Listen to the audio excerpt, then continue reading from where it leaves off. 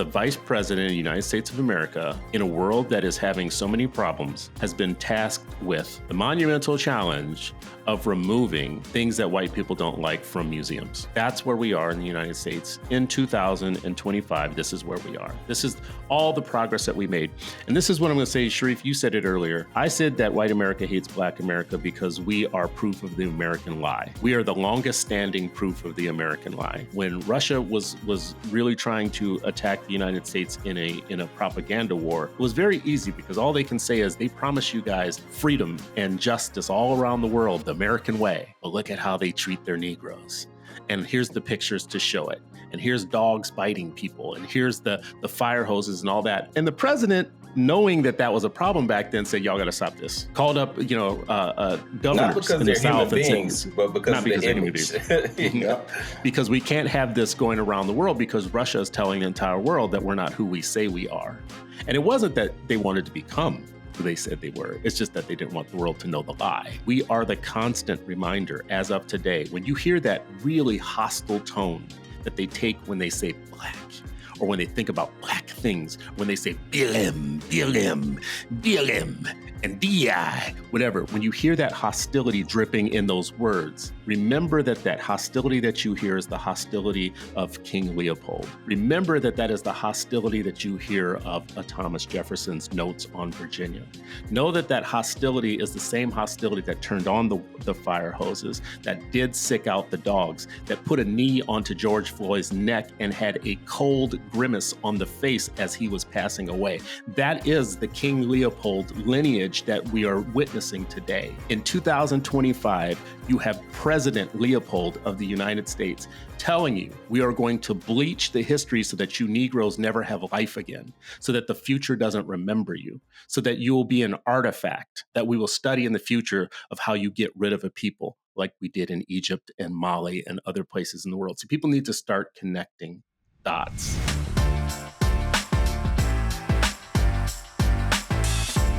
It is Freedom Friday and you are still not free. Welcome to Freedom Friday. It is Friday and you're still not free, but hopefully you're freer after this hour with Sharif and me. Today we're talking about the White House executive orders that are coming out that are driving me absolutely crazy because they're important, but they're not getting enough attention. The first one is the White House initiative to promote excellence and innovation at historically Black colleges. And I'm surprised by this one, to be very honest with you, because we're on this anti-DEI kick right now. But according to the Independent, the president is having a very bad time when it comes to all of these executive orders. We'll come back to the White House one on HBCUs in a second. But there are three that federal judges now have kicked out. So on April 24th, 3 federal judges across the country dealt major blows to Donald Trump's agenda within a 90-minute span.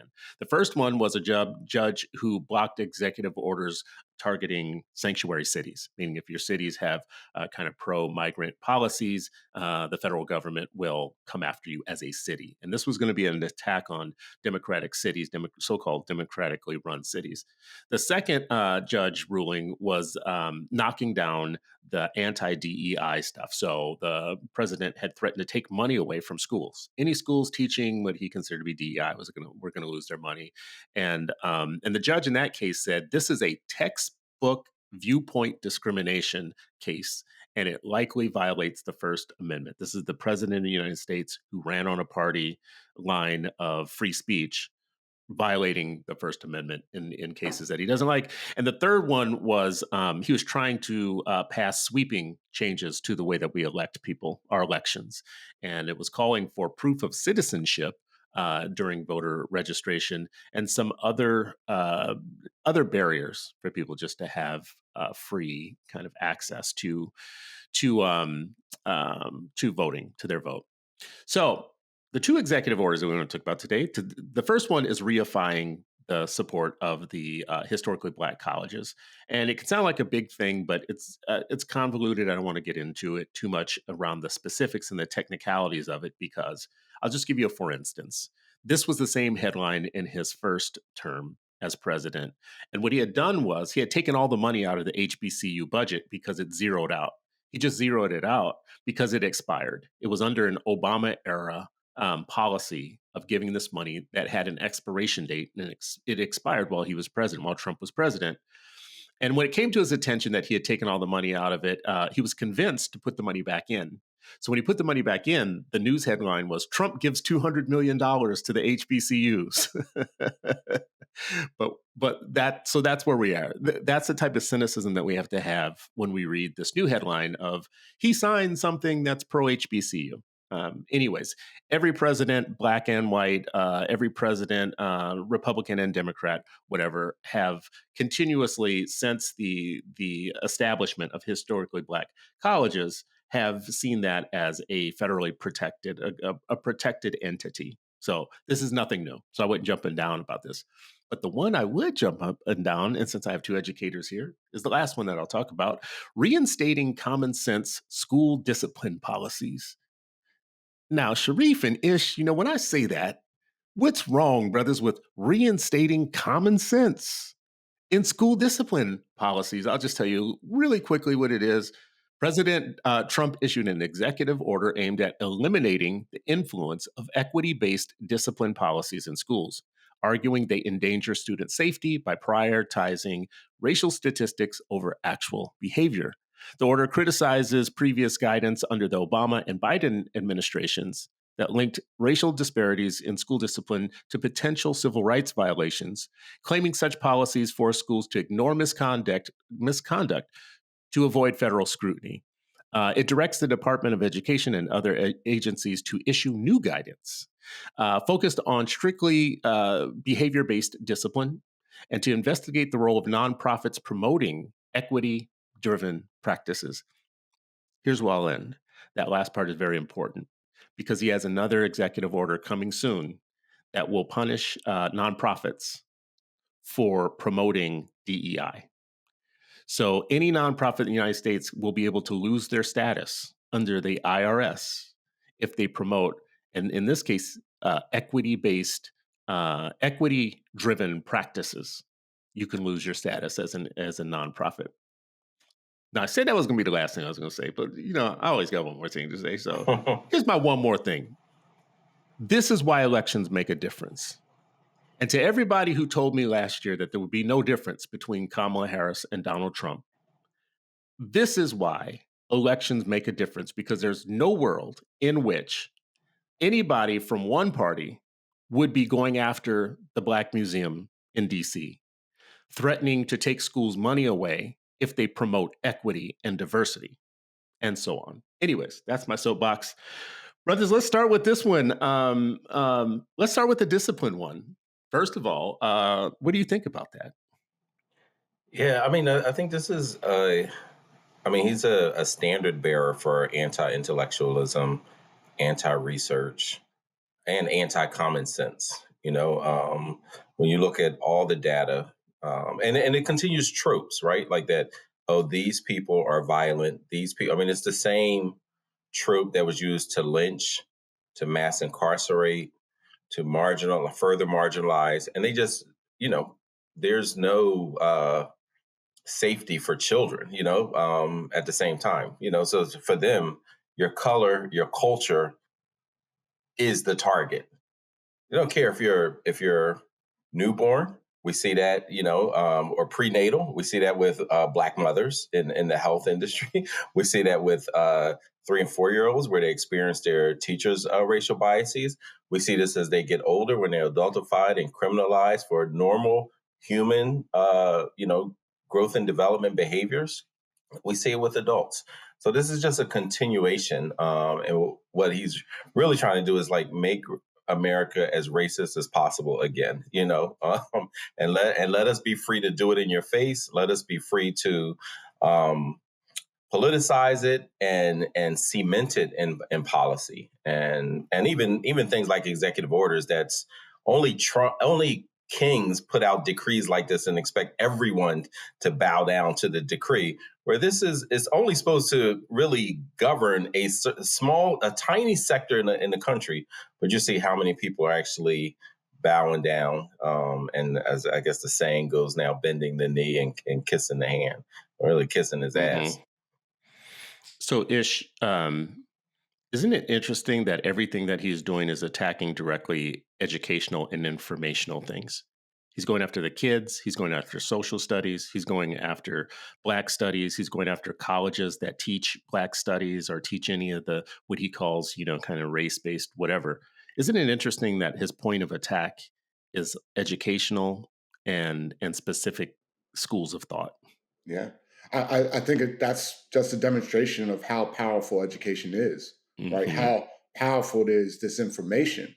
And let's be honest, it's not like it was free flowing beforehand, right? It wasn't like it was fully protected beforehand. So he's just doubling down on this perception that even these loose ends are teaching our children to hate the country and hate each other. And it's like, yeah, but we haven't reconciled the issue that created the situation that we are currently in. And instead of addressing it or instead of even moving forward, right, he's like, let's make America great again.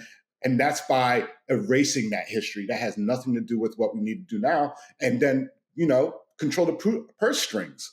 So he's trying to use that as a bully pulpit to have people fall in line.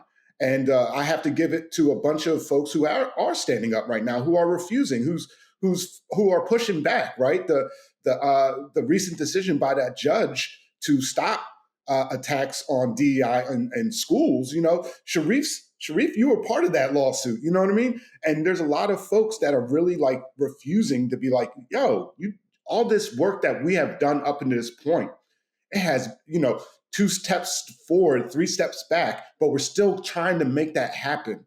And they're just trying to put a lid on it and say, your children will not learn about the history that they need to understand to contextualize what this current reality is.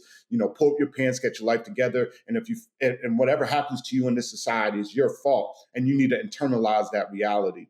And I think that by doing that, by limiting the information, by trying to silence voices and histories, that's exactly what they do to a singular, linear, white man grand storyline, which unfortunately most of folks in our country have been indoctrinated with already. Yeah, He's just doubling down on that. Yeah. Yeah. I don't know if you guys know who Sheik Anti-Diop is. I don't mean to get absolutely. deep on you, of but course. No, go deep. Okay. Deep. So, for people who don't know, Civilization or Barbarism is one of my favorite books. Dr. Carr set me straight on the fact that actually is a very thick book, but it really wasn't an intentional book. It was all his cross notes from different things. And that's how much of it there was. There was enough to put in a book that thick and that big. And I'd encourage people to read it because the colonial instinct when you go in to take something over is to get rid of the libraries, to shoot the noses off of the Sphinx, to erase the noses off of statues, to change the look of things so that it can't be remembered that this is where the knowledge came from. And, I bring up that example that's old to link it to a contemporary situation. It has been ceaseless since the sacking of the libraries in Egypt and Mali, by the way, and other places, to today, where we are going after, if we are right wing, we're going after museums. We're going after history the way it's taught. We're removing words. We're removing stories. Ish, before we just started, you told me that I think you were one, you just now, right? Who told me about the lunch counters at Woolworth. Yes. So tell, just for people listening, talk about that part real quick. Yeah. So, and this is the reporter April Ryan. She just published, I think, about 3 days ago about the Smithsonian being used, like they're taking material away that they consider divisive and ideologically meant to kind of create more divisions within the country. Like that's the language that they're using.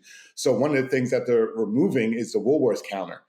They're returning, materials back to people who donated Black historical materials to the museum and who sending they it back to returning the them. Woolworth counter to? Is it Woolworth? Like who they send that? But I know Kamala Harris's pastor donated one of the oldest books, George Washington Williams, one of the first books about Black history, the original copy that he donated there. He's getting it sent back to him. Got it like just a random email saying, we're going to be sending this back to you. From the museum? Yeah. I dropped the article in the chat, but like people need to understand, like this is like what you just described, the cutting off of the nose. It's the replacement of thinking and ideas and what it means to be who we are, and replacing it with kind of a storyline like, oh yeah, bad things happened in the past, but you know, you need to get over that now. That's over. You know, we're all good, and you talking about that is just going to create problems. Look, man, Even just talking about it. yeah, even Just talking about talking it. about it. And Yeah. there used to be people, you know, back in the day in America, policy and politicians who actually wanted to get rid of Black people, period.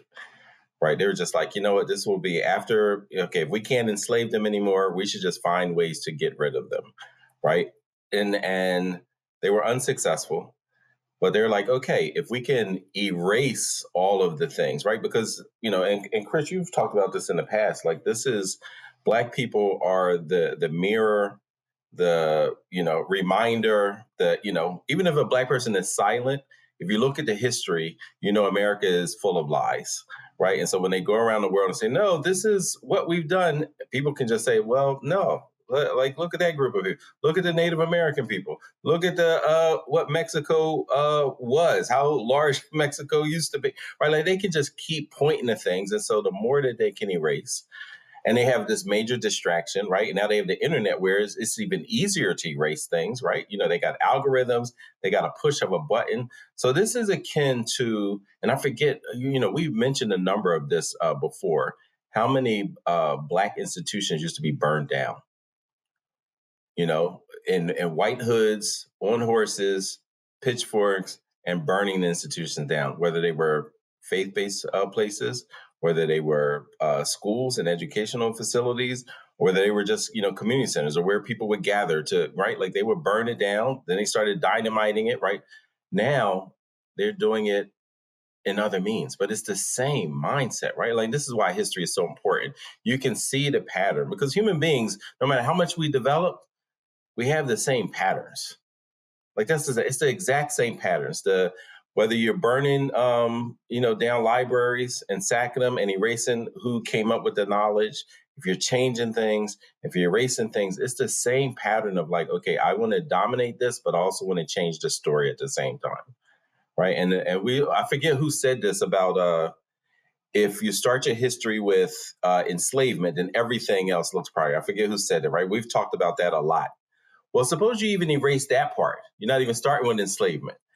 You're starting like right now. Like, everything is fine, right? So imagine the impact of that. And this is why the institution building has to also be our own, right? Because you just cannot trust that these things, like, it may look fine, but you know somebody's waiting in the wings to do something different, something nefarious. Like, you know it. This is the one thing that they've shown over and over again. And I just, real quick, I want to veg you back off of that idea, that worldview piece, right? Because that is a consistent pattern. And so when they say make America great again, you know, they're romanticizing the anti-Black reality that existed. You know, he's like romanticizing like the 1870s. What's that say? Make Africa great again. Yeah. But like that worldview is sick. That worldview is sick. He gonna get jumped in one of these places in either group. He gonna be with the white folks do when they finally read it. They gonna like, get him. You know what I mean? They gonna be with some black folks who are not gonna read it. They just see the red and white and get triggered. They gonna like, no, it's gonna be no safe harbor for Chris Stewart. You know? You got to piss everybody off, right? Like, if you haven't learned anything from Black history, if you haven't learned anything from Paul Mooney and Red Fox and Richard Pryor and all of the peoples, if you haven't learned anything from them, you should learn this. You got to push the buttons. You can't go numb. You got to push the buttons. What I wanted to ask you guys about, because first of all, I want to link everything to history always, because the bigger perspective that you get when you put these things into historical context is it's superior to what you get when you just think of these things as today, when you just think of it just happening today, right? So this linking things back. So we talked about Mali, we talked about Egypt, we talked about all these places where the invaders came in and they burned the libraries down. Some of the world's best knowledge of human beings is gone. It's gone because invaders, savages came in and sacked places. And now, as of today, we're talking about some of the same behavior. I wonder what you all think is the teaching moment for us for us and for our children. What progress is at stake if, for instance, if social studies becomes a grand target, meaning like they're going to keep going after that? What do we stand to lose, and what should be our response? Well, I think we stand to lose so much in the sense of the little that we have. I really can't emphasize how little real work around social studies is going on a large scale.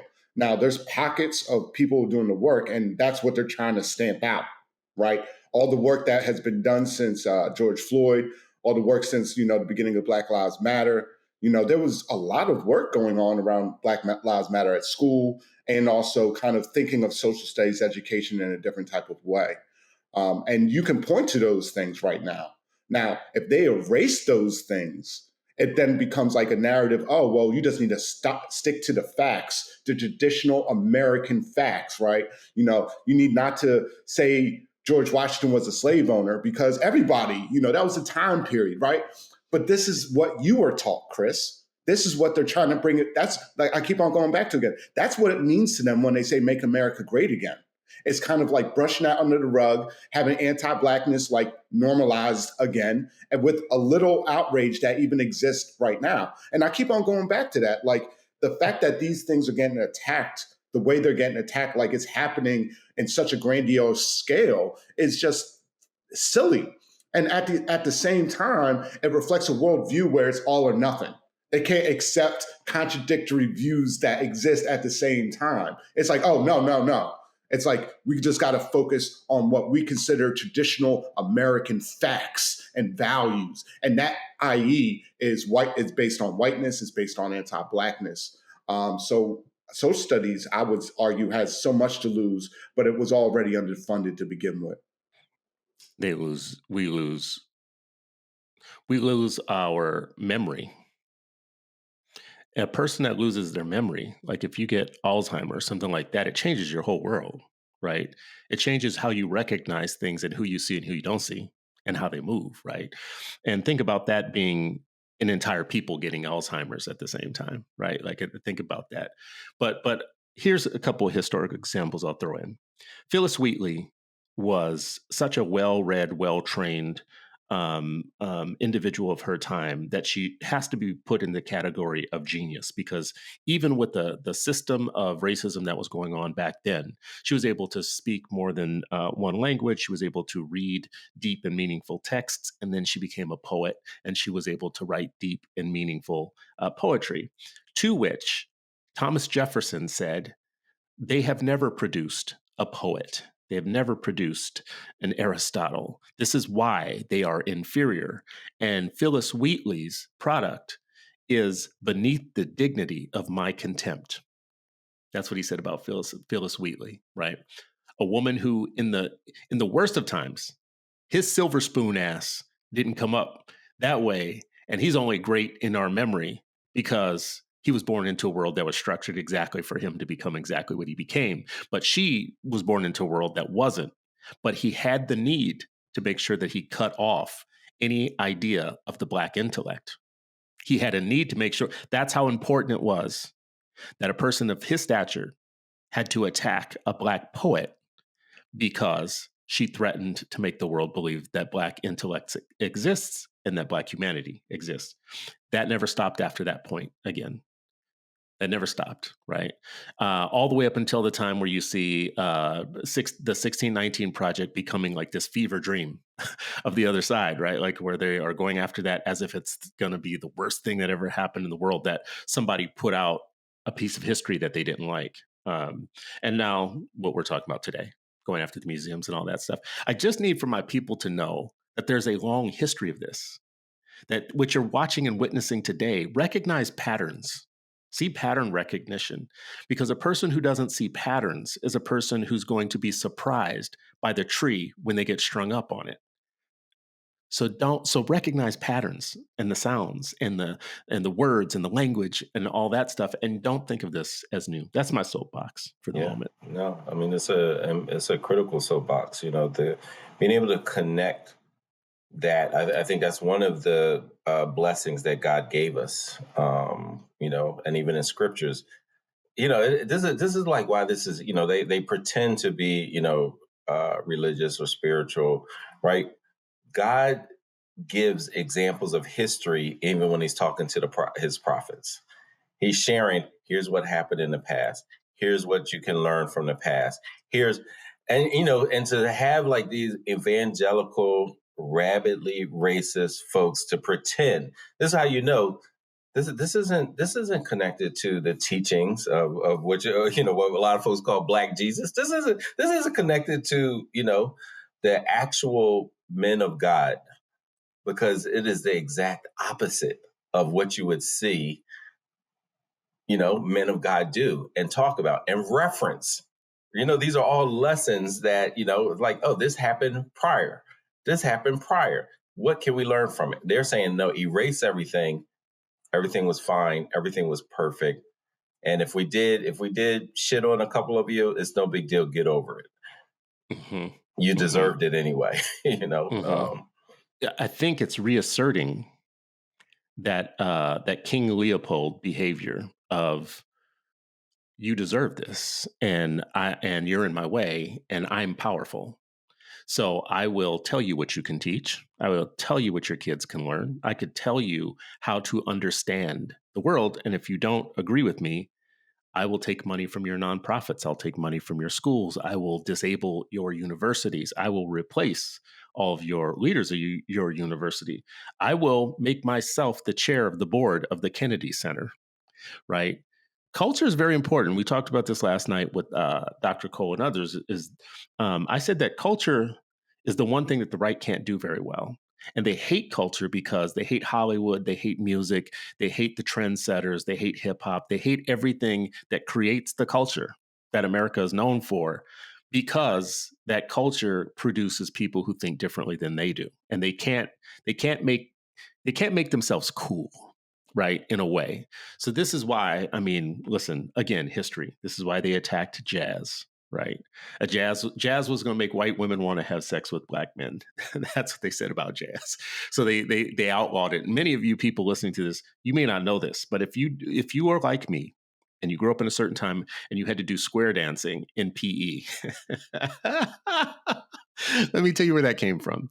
That came from Henry Ford believing that Negro music was going to turn white women into pawns for Black men. So he paid for the institution of square dancing in public schools to reacculturate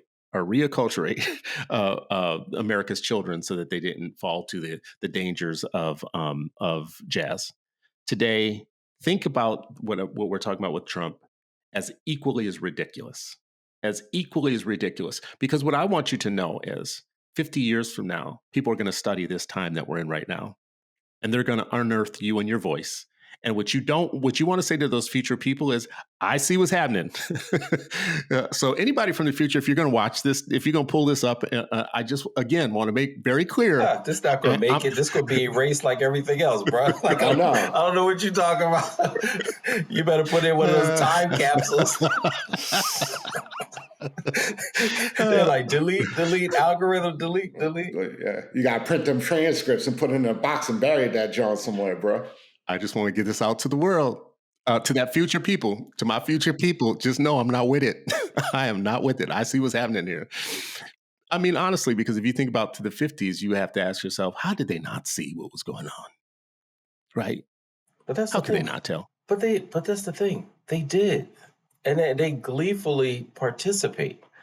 Right? Like, when you see picnics and human beings being barbecued, and people bringing their children and their family, and when they show it in the newspaper, thousands of people coming to watch this, like they were absolutely gleeful participants in it, and there were policymakers they were law enforcement, they were educators, they were all sorts of people that participated in that. And so again, human pattern doesn't change. Right? Like the times, the context, the texture of the land, all of that changes, but what you see are the same stories of old, you know. Yeah. Just one thing is, Oh yeah. and the other side is the resistance also remains, right? That because we have to recognize, like, yes, the oppressor continues their patterns, the divide and conquer, the erasures, the marginalization, the lies, but the resistance also continues. And that's been a constant thread to, like, hey, how do we organize? And how do we organize in this context? What can we learn? How do we do it better? Oh, now technology has changed. How do we use it? What traps are inherent with it, with the technological advances? What do we do? How do we pass it on to our children and the next generation? And some of it is like, you know what? This particular battle, we're losing this one, but we also have our eyes set on the battle that is sure to come, right? So all of this, we have to recognize that the history is two sides of the history too. And ultimately, the faith, that's where the faith comes in. Like, ultimately, we have Pamoja Tutashinda. Together, we will win. Like, I mean, because you can't, the moral arc of the universe, but we got to bring our hammers. We can't just sit back passively and watch it bend. Like, we know it's going to bend. Let's just sit there and watch it and stargaze. Bring your hammer and hammer that joint. I'm looking at Ish, which you brought up before, and I want people to go look at this. It's in Black Press USA. It's by April Ryan. The Smithsonian Purge. Trump team removes artifacts of Black resistance. We talked about that earlier, so I just wanted to make sure to put that resource out in the world because we want to be a resourceful conversation here. And what you said, I can't believe it. The Black Press USA has learned that the Trump officials are sending back exhibit items to the rightful owners and dismantling them, starting with the 1960 Woolworths lunch counter from the sit-in exhibit. And as you said, they're sending back the historic Bible back to its rightful owner, basically saying we don't want to cover segregation anymore. Thank you very much for having sent this to us.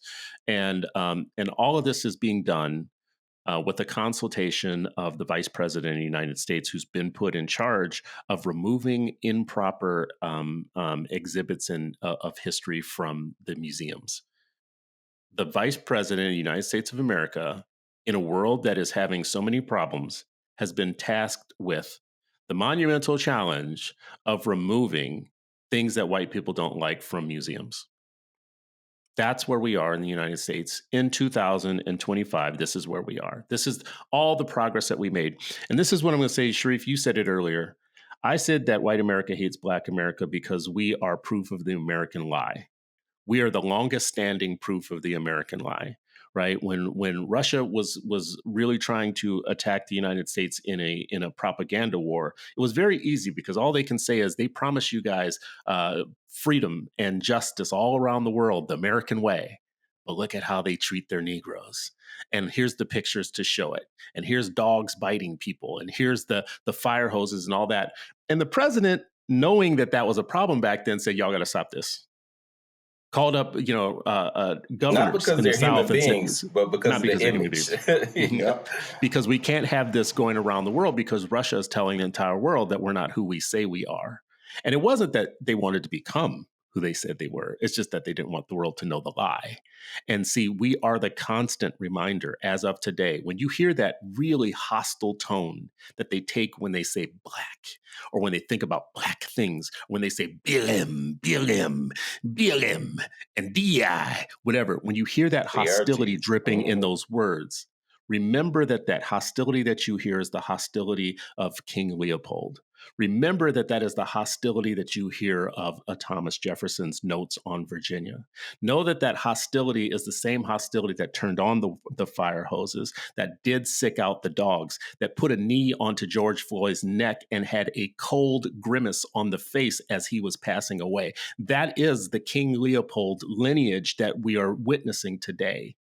In 2025, you have President Leopold of the United States telling you, we are going to bleach the history so that you Negroes never have life again, so that the future doesn't remember you, so that you will be an artifact that we will study in the future of how you get rid of a people like we did in Egypt and Mali and other places in the world. So people need to start connecting dots, right? We got to stop living in the beauty of ignorance. We got to stop that. This luxurious ignorance that we have right now, where we are entertaining ourselves to death as President Leopold is coming for our necks again, and not our necks, because we're aging into a place right now where this is becoming more and more a problem of our offspring and the young. And it used to be when King Leopold would show up to a village, the men would jump in the front and make sure that the children and the women and the families were as protected as they could be. And right now, this is Leopold knocking at the village gate. Where are the men? Where are the men? Where are the people? Soapbox. I mean, it's a real sobering image, of where we are, and at the same time, I don't know, man. I'm like, I still, my faith is unwavering. I still have, a ton of hope despite the, just what's happening, right? Like this is it's an onslaught. Like we have to just acknowledge like this is an onslaught. But the thing about it, they've also said, this is what we're going to do. We're going to overwhelm them. And if you're overwhelmed and already distracted people, you're going to get some quick wins, but the more you push people, they do start to, wake up, they go from that sad phase to the angry phase to the action phase. Right. And so, the more you try to suffocate people, the more they claw and fight back. So, what, let it breathe. Let it breathe a little bit. Yeah, and I think, but your point of protecting the children, to me, I think that is the most important thing. Like our children and our grandchildren, what happens? This is the same thing we tell our youth. We have high school students who are teaching first graders, and we say yes, we want you to do this well, not for them, but also for their grandchildren, because you're impacting what you pour into that child. They're going to be an adult and they're going to have grandchildren. And so what, just for them to understand the weightiness of the work in working with youth. And the same thing with protecting youth. They'll remember, oh, this is what I learned. This is what I was taught. This is how I was protected. Even if they don't understand it all in the context. I didn't understand it all in the context when I was young. I was able to figure things out. But every year as I get older, it becomes more and more clear as far as what they were doing, what they were sacrificing, what they were teaching, how they were organizing, the monumental work that they were doing as teenagers, once again, teenagers and young adults, and then how they were thinking about an inclusive environment. Because they were doing DEI, right? They were just saying one of them posted, our free breakfast program was really for all kids. It was for everybody. There was this constant showing of this is what inclusivity actually looks like. This is what equity actually looks like. The Rainbow Coalition, the original one, this is what diversity actually looks like. Because diversity and the resistance is also important too, right? We're, a lot of times people are oh, diversity. Yeah, you know what? That diversity and the resistance is also important. The Harper Ferry raid was diverse. That's the kind of diversity I love. Yeah, listen. See now you're gonna get us shut down. I'll ask both of you this question as we get closer to the end here. Do you think that we have a lot to gain by just not getting distracted by words? So DEI, CRT, the more we fight for 3-letter acronyms, the more we're getting into a battle that, what if we just said, yeah, whatever, we're not for DEI, we're not for CRT, but we are for teaching exactly the same thing that we've been teaching all along. So you could call it whatever you want, but give it a label, and then you keep that label because we don't care. So yeah, DEI is terrible. Yeah, it's horrible. Let's just make sure though that you are opening up the processes of all your hiring and enrollment processes to the widest pool possible. But yeah, DEI is terrible. Yeah. Let's just make sure that we have a diversity pool, though, when you get ready to hire, whatever, right? So America doesn't end up looking like the president's cabinet right now. Because, see, that's what happens when we have no DEI, right? We have a whole bunch of incompetent folks whose only job qualification was that they knew the boss. and that they were white, and the boss likes white people. I mean, listen, there's no way for anybody to look at Pete Hegseth and think that he was the best person to replace a 4-star Black general who had spent decades arriving at the position that he was at. But he gets replaced with a very suspiciously whiskey-addled individual from Fox News. Because DEI is so dangerous because it's saying that white-only hiring is not fair. It's not because we want to give anybody anything special, because nobody ever wanted to give people of color anything special that they didn't deserve. Anyways, I'm going in a different direction. The question that I think really just to me was, if we stop getting caught up in the way that they frame the issues and package them, we could keep doing the same things that we're doing anyways, teaching the same things that we're teaching. No, I mean, I agree with that. I mean, like CRT, like, and all these other things they started coming out with, like, we were doing this work beforehand. Like social justice, like Sharif's parents was on that tip a long time ago before they even had that term around. So, like, I agree with you. Like, we need not to get caught up in it, but we also need to peep game about how they're using it as dog whistles to kind of hide their, use other words except, the N-word, the anti-Blackness of it. And I think that speaks volumes to how this country always does it. It switches it up, and now it's not, acceptable to say the N-word in public. So we say DEI hire, or, you're woke, or, all these type of terms are being used as code words to kind of symbolize the same thing. And you were referring that to earlier. And I think a lot of our folks forgot what this country was all about. Got too comfortable over the last 30, 40 years. Remember, that's only a drop in the bucket of what this country actually is. So when Reagan said, "Make America Great Again" in 1981 in Philadelphia, Mississippi, 16 years after them people were disappeared there, the civil rights folks, when he said "Make America Great Again," he was saying the same thing Trump is saying, this romanticized view of a white world that has less crime, the Negroes are in their place, you know what I mean? Like, and that's what they want right now. And so it's incumbent upon us to recognize that and not get caught up in the milieu of like, that's messed up or what the folks are saying, but more of what we're actually doing on the ground. And remember, right, we got to teach our babies, like, don't trust these people. This country's never been about that life, right? And I just want to quote a Derek Bell thing, and I always go Derek Bell, who is the father of CRT, right? It appears that my worst fears have been realized. We have made progress in everything, yet nothing has changed. Derek Bell was writing about that stuff before it was called CRT. He didn't call it CRT. You know what I mean? So, like, I think we need to not get lost in that and recognize we are one the future, because when folks are seeing this nonsense now, be like, I know this ain't true. And guess what? We have some guerrilla work to show you right now. We have a whole curriculum and a whole, books and a whole intellectual genealogy that you can plug into, because that legacy is still around, right? Sharif represents that legacy. You know what I mean? Like, all of us represent that legacy in some capacity, and how we're passing it off to the youth, and how the youth is going to pass it off to their generation, and how we rely on the ancestors to give us strength in the present and the wisdom in the present in order to move forward, because what we're dealing with right now is light work compared to what our ancestors dealt with, and that we have to recognize and treat it like that, while at the same time building the structures that are sustainable for the future. Yeah.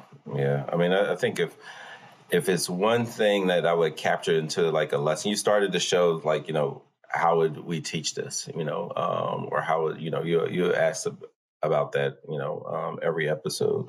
I think this is one of the ways I would share this, is one, looking at what happens when people attack institutions or they attack learning, right? And just giving side by sides.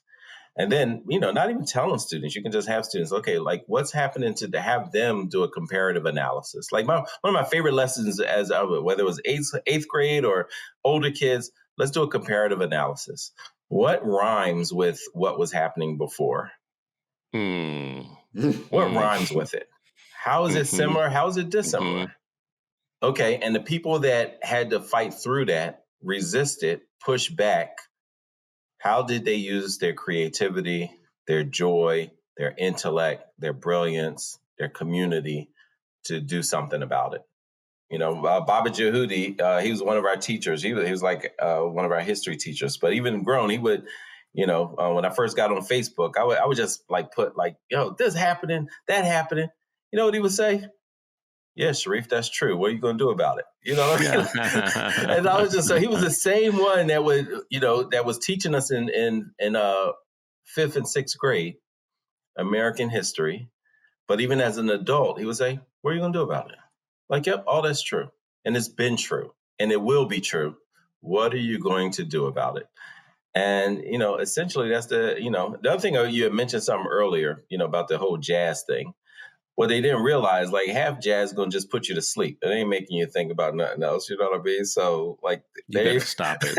You better stop it. I feel the same way, Sharif. I feel the same way. Just because you were in Iran when it was important here in the United States, you missed some things in your upbringing, and now you about to the history. Then I'm like, y'all were liking that? Like, oh, well, look, good look.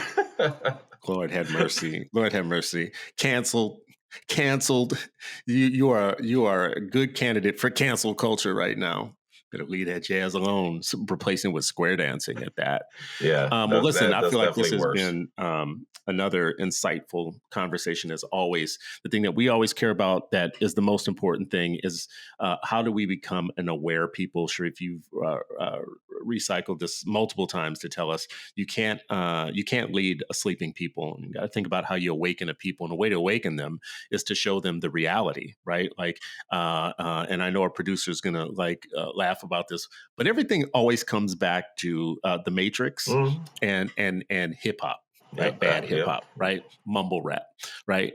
Because you mumbling like you don't know anything, like you just have lost your damn mind, and you're in the Matrix. You've got the thing in the back of your head, and you're in the Matrix, right? And what we have to do is educate our kids out of the Matrix. We have children right now, as of today, and I believe that this is true. It's 350,000 babies that are born each day. And each of those babies is a story. Each of those is God's story, a message from the other side to us. And the Black portion of that 350,000 babies that are going to be born today are going to be born into something different than the other ones, an entire reality. Disreality, a matrix of sorts. And it is our job to make sure that before they get to kindergarten, that they have what they need to be inoculated by kindergarten. And then when they get to kindergarten, that they have what they need to be inoculated by 3rd grade. But see, this is never going to end, because then we're going to talk about 8th grade. Then we're going to talk about high school graduation. Then we're going to talk about college and beyond. And then we're going to talk about the world that exists after that, right? And what it means to live as a fully healthy Black human being, not just in the United States, but globally. But let's talk about the United States right now. And everything I just said is the product of intellectual development and education. And you guys are educators, direct educators. All of us have village education responsibilities. And this is where I think the real story is right now. We can talk about the headlines every day if we want to, but the headlines can't interrupt the fact that we have village responsibilities for education. And Sharif, you just said it very well, and Ish, you said it well. Well, one, we can't erase our memory of that, but also, what you gonna do about it? What you gonna do about it? So some of y'all doing freedom schools. Some of y'all are starting brand new schools. Some of y'all are making sure that we have enough teachers to get in the classroom. Some of y'all are making sure that when those teachers get to the classroom, that they know what they're talking about and that they know how to teach our children and to treat our children. Some of y'all are inviting me to these schools at 7:30 in the morning where we have to dance in the beginning of the school day. Join Harambe Circle, Baba Chris. No. Let's go, Baba Chris. See, this is the type of thing you tell people before they come, right? Not when they get there at 7:30 in the morning without their coffee. Yeah, guess what? We're going to dance and sing. What? Wake up. But you know what? I've visited a lot of schools in the last 10 years. And when you see joy, when you see happiness, and when you see something other than the dead eyes and the dispirited look, you know something good is going on. I've seen it in Montessori schools. I've seen it in freedom schools. I've seen it in community-based schools. I've seen it in schools where the entire design of the school is to make sure that it's child-centered and that the kids are having a good time. So that's our weapon. Everybody, this has been another episode of Freedom Friday, and you are still not free, but hopefully you are freer after this hour with Ish, Sharif, and me. We'll see you next time on Freedom Friday.